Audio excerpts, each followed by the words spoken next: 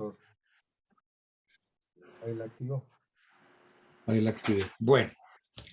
Ok, entonces estábamos viendo, habíamos dicho, y algunos de ustedes me hicieron la observación de que en el artículo 1025, pues viendo lo que son las causales de indignidad, ayer me aclararon, porque yo tengo 5 causales en el artículo 1025 y me aclararon ayer que no eran 5 sino 8.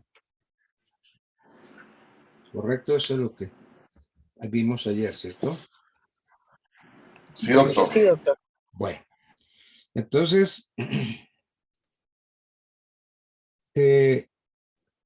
yo diría pues que de las causales, las 5 primeras, diría yo, que son las más graves de todas, porque privan al heredero o legatario de sus derechos hereditarios e incluso lo privan de las asignaciones alimenticias que fija la ley en su favor, como parece ordenarlo el artículo 1036 del Código Civil. Miremos a ver qué dice el sabio 1036. 1036.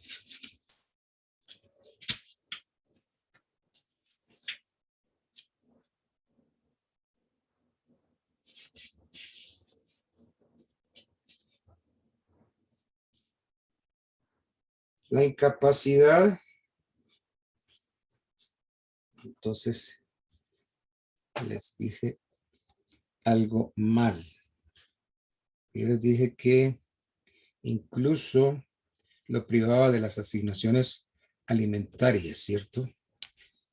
Hay que corregir eso. El 1036 dice: la incapacidad o indignidad no priva al heredero o legatario excluido de los alimentos.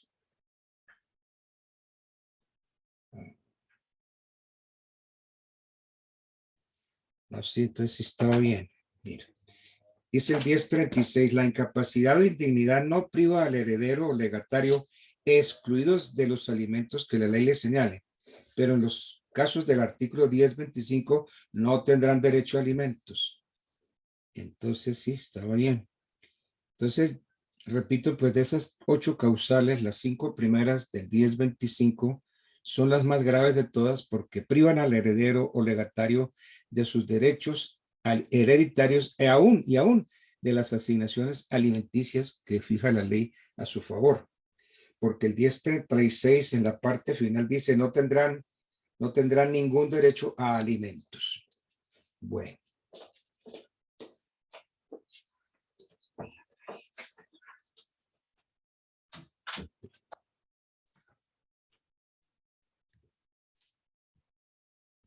La segunda causal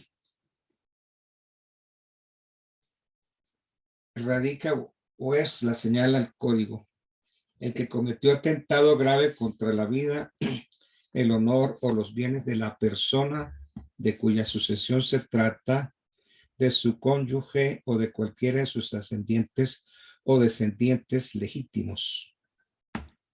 Entonces, la causal encierra 3 clases de agravios. El atentado grave contra la vida, contra el honor y contra los bienes del decuyo o sus parientes. Entonces tenemos atentado contra la vida, contra el honor y contra los bienes. Entonces la causal encierra 3 clases de agravios. Atentado grave contra la vida, contra el honor, contra los bienes del causante o de sus parientes. Cuando el código dice atentado contra la vida, pues nosotros lo aprendimos en derecho penal como tentativa de homicidio. Yo por lo menos hace 500 años cuando vi derecho penal, yo lo vi así, como tentativa de homicidio. Entonces, las lesiones personales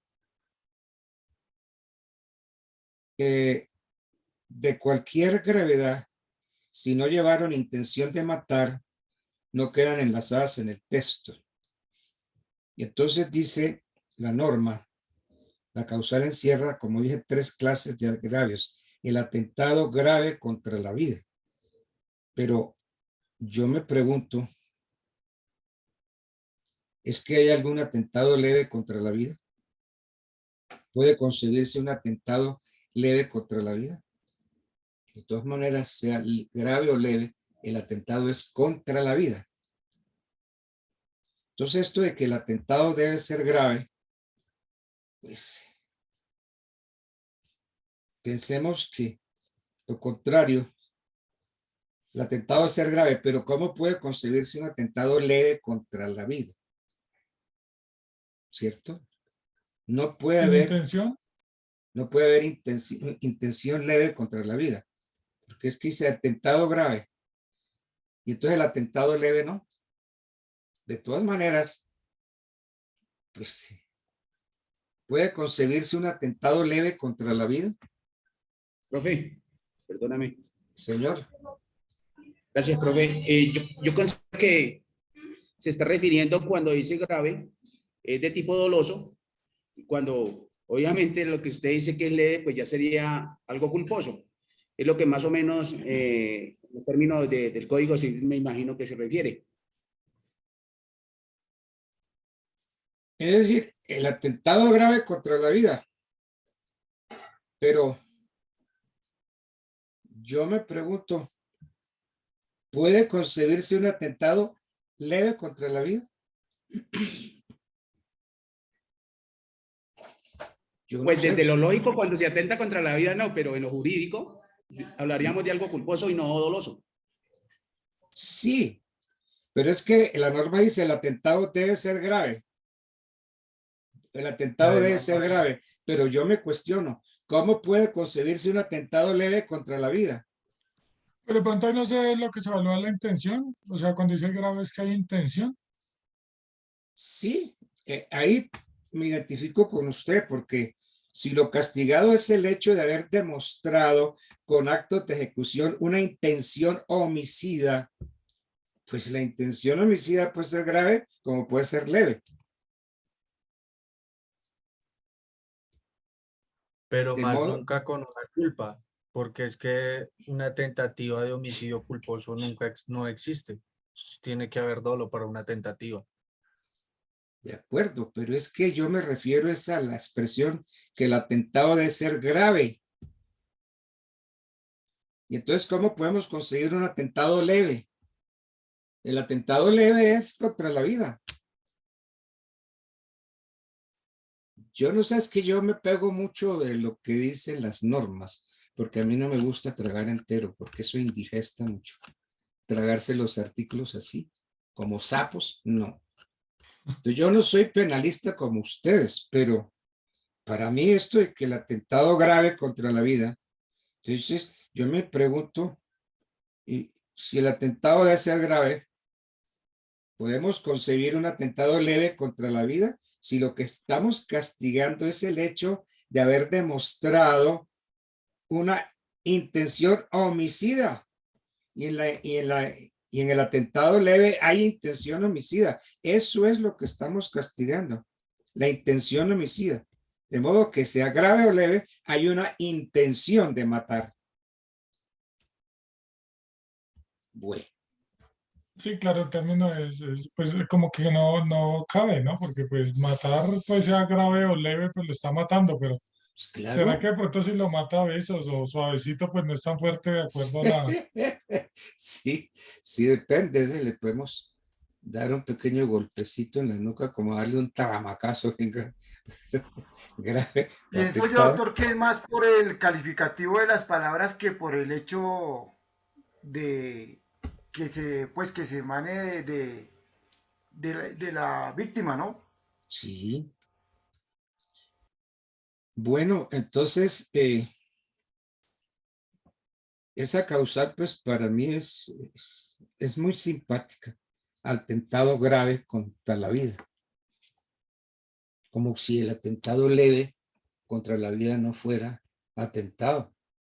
Porque es que, Pero ahí lo que yo también interpreto es que entonces una lesión personal no puede ser atentado grave contra la vida.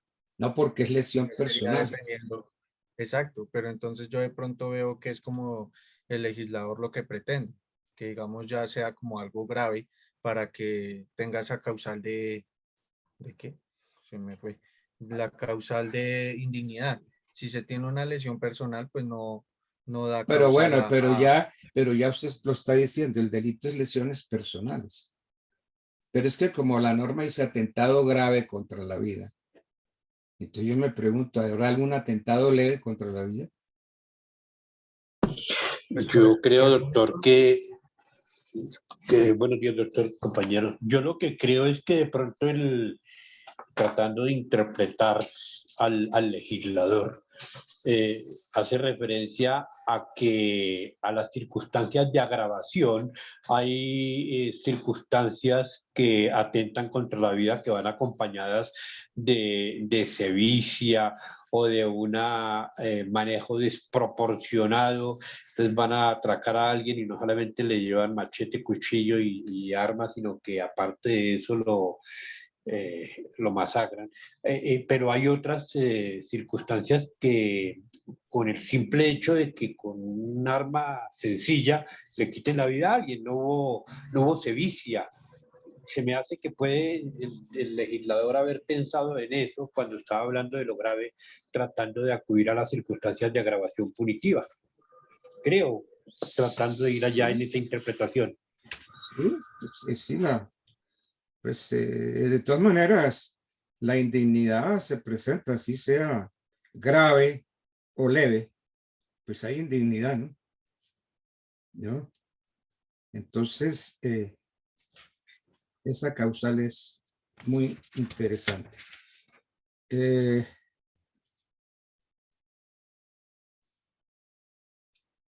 Entonces, sigamos con el análisis de estas causales de indignidad del 1025. La primera causal, agrupada en el 1025, afecta a quien ha cometido el crimen de homicidio en la persona del difunto o ha intervenido en este crimen por obra o consejo o la dejó perecer pudiendo salvarla. No me digan nada porque yo entiendo y veo que aquí que la redacción es incorrecta, por Dios. Es que, ¿por qué es incorrecta? Dice, a quien ha cometido el crimen de homicidio. Y yo me pregunto y les pregunto a ustedes que manejan el derecho penal, el que ha cometido el crimen de homicidio. ¿Cuál es el crimen de homicidio? Porque hasta donde yo sé, nuestro Código Penal no reconoce la división esa tripartita que hay en otros derechos, la división entre crímenes, delitos y contravenciones. El Código francés correctamente lo tiene así, concretamente. Dice en el Código francés que la violación a la ley penal se cristaliza en crímenes, delitos y contravenciones. Pero entonces, para nosotros, las infracciones de la ley penal o son delitos o contravenciones nada más. Yo no sé ustedes que manejan el penal, díganme si estoy equivocado o no. Nosotros no manejamos sino dos conceptos, no manejamos tres. El Código Penal dice son las infracciones de la ley penal son delitos o contravenciones únicamente. Entonces, sería racional, pues vamos a interpretar eso, pensar como lo aceptan los civilistas franceses, que con la frase crimen de homicidio, la ley civil redujo la incriminación al delito voluntario, es decir, al homicidio perpetrado con el ánimo, con la intención de matar, porque la naturaleza de la indignidad es ser pena civil para sancionar el agravio. Entonces, parecería que hay una afrenta desmesurada hecha al difunto. Entonces quedarían excluidos los homicidios culposos que son cometidos sin la intención de matar y los llamados delitos preterintencionales, en que el agente del delito, queriendo ocasionar un daño, por ejemplo, produjo la muerte, porque la preterinción va más allá de lo que se quiere. Yo quería ocasionarle un daño, pero le produje la muerte. Ese es un delito preterintencional. También tenemos los homicidios justificables y los culpables. Habría que descartar esos homicidios justificables y excusables. ¿Por qué descartarlos? Porque los primeros, los justificables, porque aun cuando ha existido intención de matar, el hecho mismo no es punible. Por ejemplo, si yo mato a alguien en legítima defensa, ese es un derecho justificable.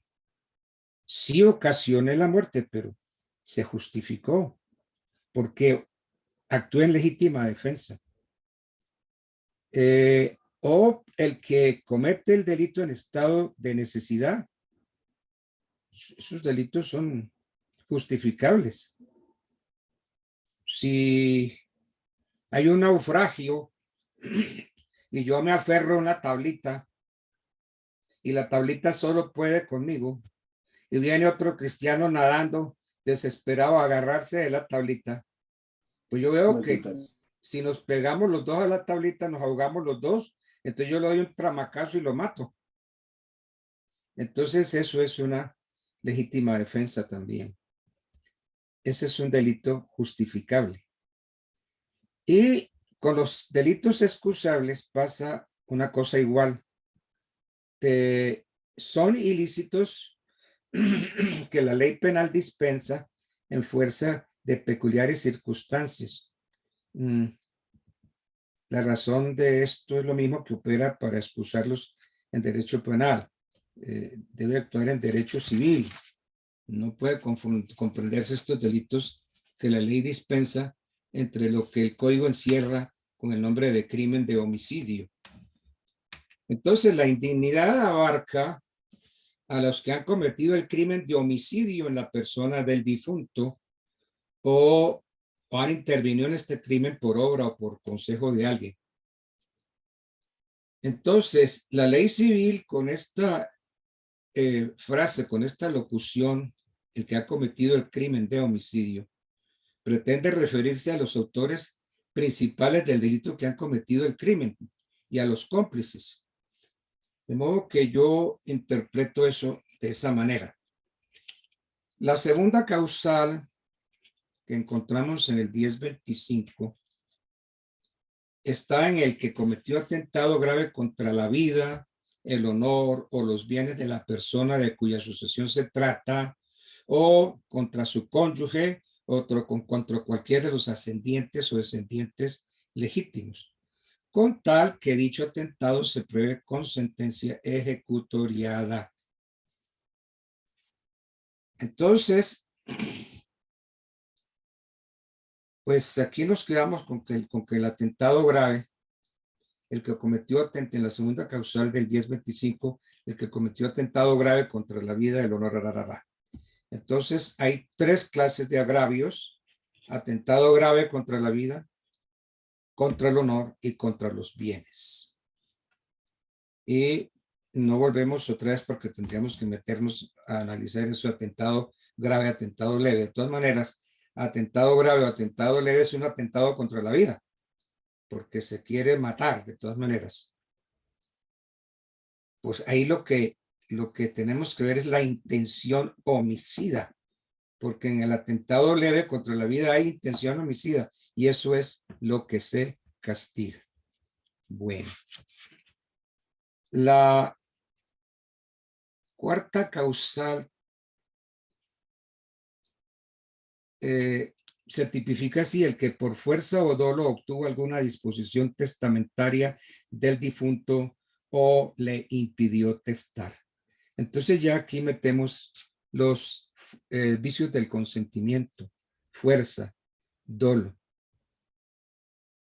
Y los vicios del consentimiento yo les recuerdo que son la fuerza, el dolo, el error, la fuerza y el dolo. Son los vicios del consentimiento. Esa es una cuarta causal. La quinta causal que enumera el 1025 y que castiga como indigno, castiga a quien dolosamente ha detenido u ocultado un testamento del difunto, presumiéndose el dolo por el mero hecho de la detención o ocultación. Doctor, tengo una pregunta referente, digamos, si en el testamento una persona oculta, digamos, una sucesión, le ocultan a un hijo. ¿Ahí existe el dolo, profe? En Pues ocultar, sí, digamos, que lo oculten del testamento. no, O- porque es que no, es que se está ocultando, la infracción es ocultar el testamento del difunto. Y si yo estoy ocultando un hijo, estoy ocultando un heredero. Profesor, Yo, y ocultando un bien de ese testamento, no, es que la causal dice a quien dolosamente ha detenido u ocultado un testamento del difunto. Ocultado el testamento. Entonces, aquí habría que entender la palabra dolo. Es que el dolo para los penalistas es una cosa y el dolo para los civilistas es otra. De todas maneras, dolo es la intención positiva de causar un daño o injuria en la persona de otro. Entonces, aquí hay una presunción de dolo por el mero hecho de la detención y la ocultación. El último numeral del artículo 1025 dice, a quien dolosamente ha detenido u ocultado un testamento del difunto, presumiéndose dolo por el mero hecho de la detención u ocultación. Entonces aquí hay una presunción de dolo. Y la presunción de dolo que es la intención positiva de causar un daño, una injuria a otra persona. Esa es como la quinta causal más importante. Después vienen ya causales, artículo por artículo, causales del 1026, las causales del 1027, las causales del 1028, del 1029. Bueno.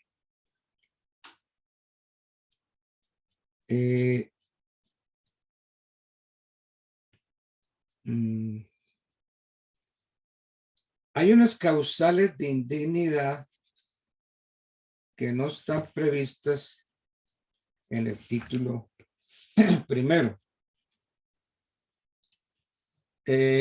Realmente yo veo que no se agruparon en ese título todas las causales de indignidad existentes. Entonces dificulta, al no incluirlas, nos dificulta saber si las no incluidas, si en las no incluidas también se extiende lo que se llama el perdón tácito. Esas causales, mirando yo anoche, podríamos mencionar la que afecta al hijo o la hija que se casa sin el consentimiento del padre, estando obligado a obtenerlo. A ver qué nos dice por acá el artículo 124 del Código Civil. El que no habiendo cumplido la edad, ¿cuál es la edad para poderse uno casar sin permiso de nadie? 18 años, ¿cierto? Sí, profe, que sea mayor de edad, 18. 18 años. Entonces dice el 124, el que no habiendo cumplido la edad, entendamos 18 años, se casare sin el consentimiento de un ascendiente, estando obligado a obtenerlo. Pues es que está obligado, si tiene menos de 18 años, tiene que tener permiso para poderse casar. Entonces podrá ser desheredado, no solo por aquel o aquellos cuyo consentimiento le fuere necesario. Es decir, puede ser desheredado por los padres, sino por todos los otros ascendientes. Y dice, continúa el código 124, si alguno de estos muriere sin hacer testamento, no tendrá el descendiente más que la mitad de la porción de bienes que le hubiera correspondido en la sucesión del difunto. Entonces, la causal, pues, esas causales no previstas, está pues esa, ¿no? La que estando obligada.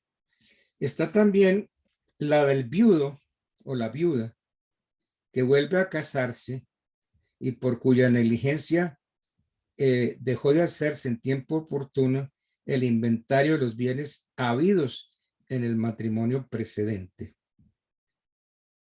Entonces, esa es una causal de indignidad.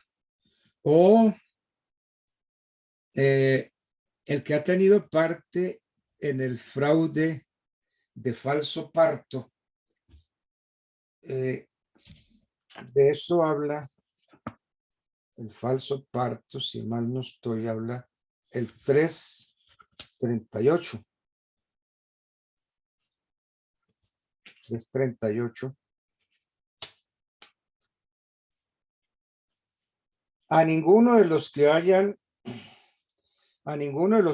tenido parte en el fraude de falso parto o de suplantación, aprovechará en manera alguna el descubrimiento del fraude, ni aun para ejercer sobre el hijo los derechos de patria potestad o para exigirle alimentos o para suceder en sus bienes por causa de muerte.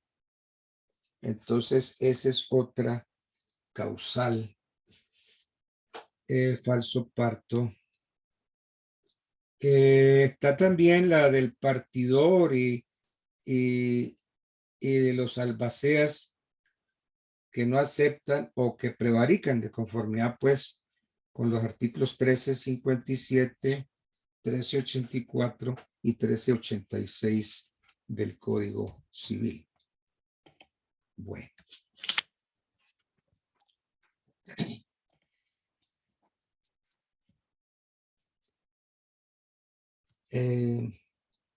Hay una disposición de la universidad que todos los que aparecemos aquí debemos aparecer en pantalla.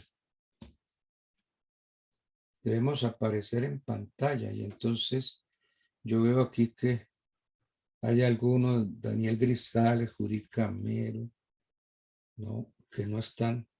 Lisette Gallo acaba de ponerse ahí. Entonces hay que aparecer en pantalla.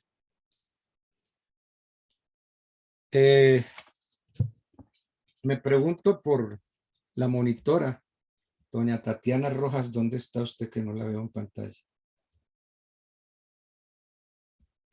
Tatiana Rojas, monitora, ¿dónde está usted? No me va con el cuento que nos echa a todos los profesores, que yo no puedo que la pantalla, que no sé qué. Tatiana Rojas no viene a clase. No viene a clase y después saca el cuento que es que yo no pude, que tú, los rayos matutinos. Qué constancia que estoy llamando en todas las clases a Tatiana Rojas y ella no aparece. Es decir, no viene a clase. Pero sí es la precisa para ir a la universidad a poner quejas contra los profesores.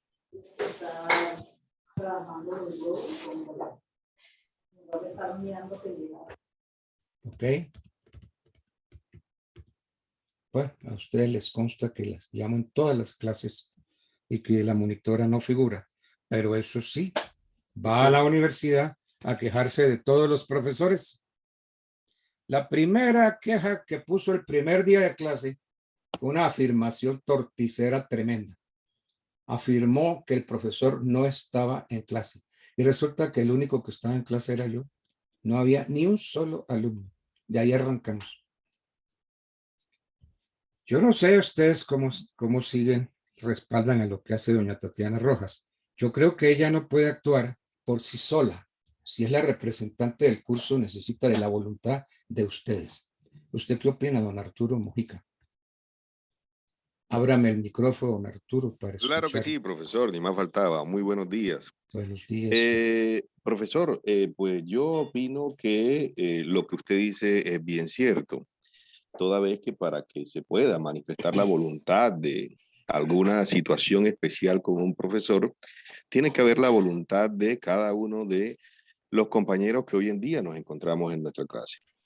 Para el caso concreto que tiene que ver con usted, efectivamente, se nos manifestó la posibilidad de un cambio, a lo cual mi grupo, conformado por Diana Caterine Duque, Sandra Milena Vallejo, Romero, Valentina Villota y Catherine Segura, rotundamente manifestamos que no. Y las razones son muy claras. Ha comenzado a desarrollar, o cuando comenzó a desarrollar estas clases, pues venía de una forma muy pausada, pero de lo que podríamos observar es que tampoco había una serie de preguntas que nosotros como alumnos, bueno, lo digo en mi caso particular, desarrolláramos. Razón por la cual pues, usted seguía explicando su materia como a bien considerado. No obstante, profesor, y con mucho respeto se lo digo, pues valoro no solamente su intención, no solamente su profesionalismo a la hora de enseñarnos, sino que también valoro, como decía mi señor padre, las canas se respetan. Y en ese orden de idea es la razón por la cual reiteramos, bueno, de mi parte y mi grupo, que por nuestro lado no existe ninguna observación con respecto a su materia.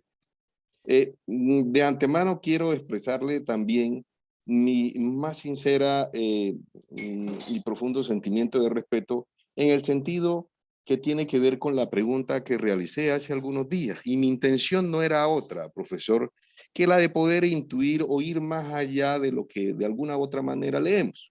Perfecto. Y era por un caso muy particular, le soy franco.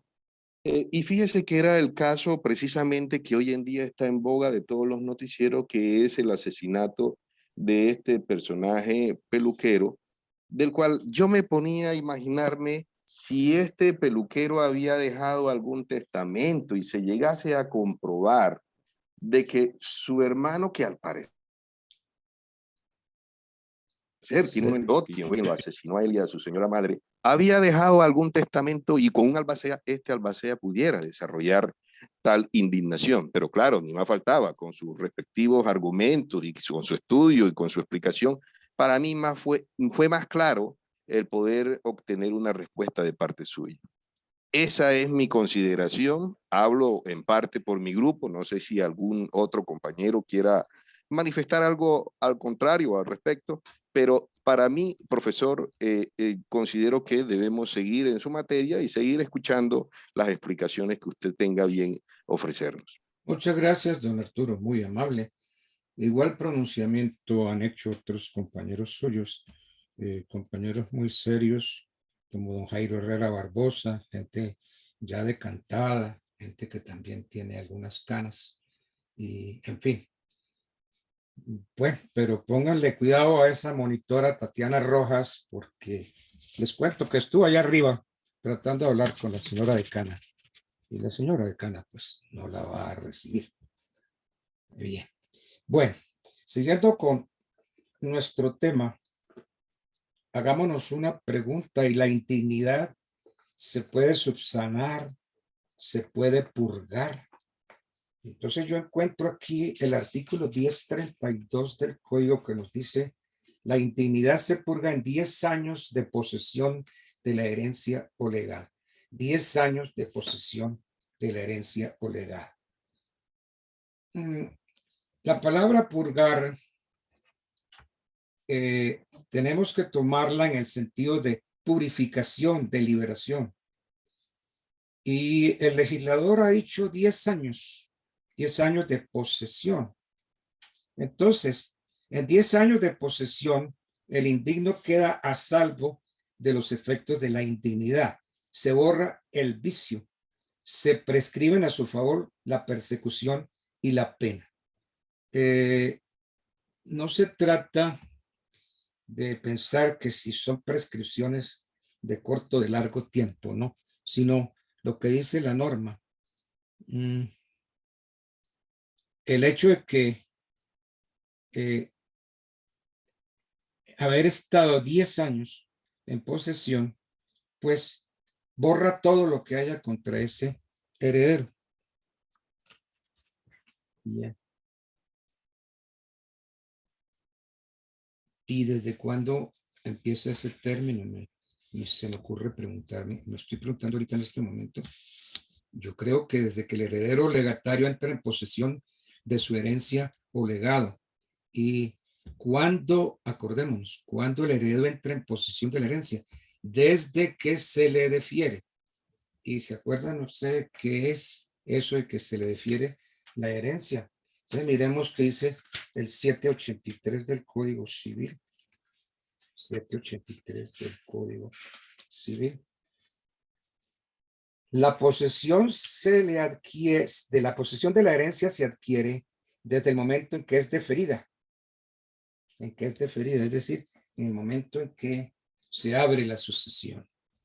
Bueno, entonces ahí pues podemos dejar estas causales de indignidad y vámonos al tema que yo no sé si había alcanzado a tratarlo, el tema de la partición.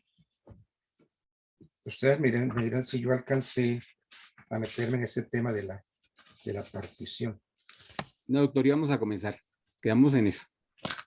Ahí vamos a entrar a ver la partición. Sí, la partición de los bienes. Tenemos que tratar ahí la indivisión, la partición, la comunidad, etcétera. Muchas cositas, muchos temas que son interesantes.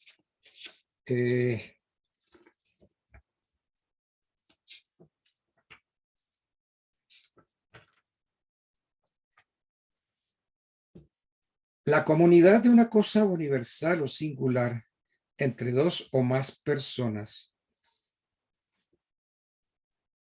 Pero ¿para qué me pongo a recordar?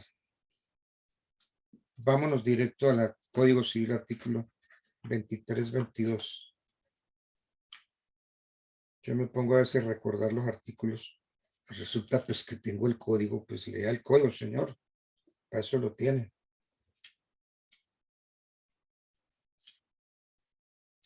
Busquemos el artículo 23-22. Dice así. Está ubicado ese artículo en el capítulo 3 del cuasi contrato de comunidad. Ay, Dios mío, esto de los cuasi contratos. En la universidad está mi libro. Ustedes pueden consultar eso en mi libro, que yo hago un análisis, porque para mí una cosa es o no es contrato. Dice el 23-22. La comunidad de una cosa universal o singular entre dos o más personas, sin que ninguna de ellas haya contratado sociedad o celebrado otra convención relativa a la misma cosa, es una especie de cuasi contrato. Para mí una cosa es o no es contrato. Los cuasi contratos solamente existen en el código. Es que póngale todo ese cuasi a todo. Yo soy tu cuasi esposo, no soy o no soy. Yo soy tu cuasi novio, soy o no soy. Pero cuasi contrato no. Una cosa es o no es contrato. La comunidad de que trata el 23-22. Cada comunero es dueño de un derecho pro indiviso en el bien común. Puede disponer de ese porcentaje del bien común. pero no, sí puedo disponer de eso, pero necesito salir de la comunidad para poder disponer. La comunidad en nuestro derecho se presenta en dos modalidades: la comunidad universal o la comunidad a título universal. ¿Alguien tiene ahí Código Civil a la mano para que por favor me lea el 1374? ¿Cuál artículo, doctor? ¿Lo puede repetir? Con gusto. 1374. 1374. Facultad para pedir partición. Ninguno de los coasignatarios de una cosa universal o singular será obligado a permanecer en la indivisión.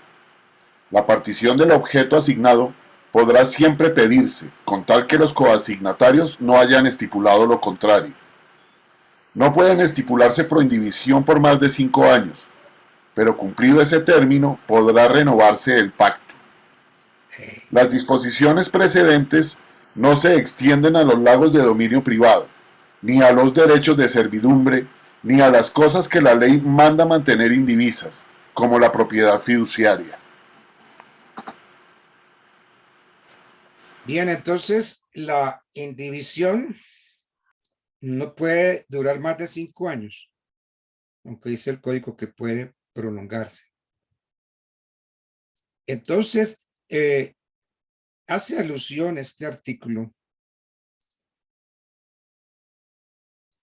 que en la sucesión por causa de muerte y entre las facultades del testador no puede incluirse la de imponer a sus herederos permanecer en la indivisión.